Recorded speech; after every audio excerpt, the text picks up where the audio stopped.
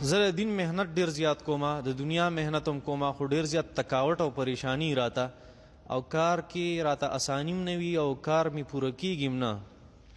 باوجود د پوره محنت زه اوس څه وکمه؟ سورہ مزمل کې الله جل شانه فرمایي نبی علیہ الصلوۃ والسلام ستا په سر باندې ډېره غټه ذمہ داری ده.